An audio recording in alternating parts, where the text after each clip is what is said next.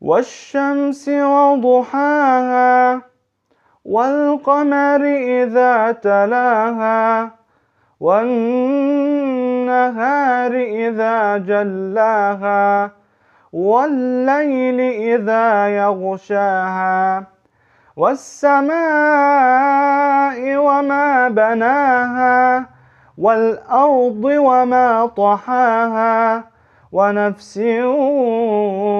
وما سواها فألهمها فجورها وتقواها قد أفلح من زكاها وقد خاب من دساها كذبت ثمود بطغواها إذ انبعث أشقاها فقال لهم رسول الله ناقة الله وسقياها فكذبوه فعقروها فدمدم عليهم ربهم بذنبهم فسواها ولا يخاف عقباها.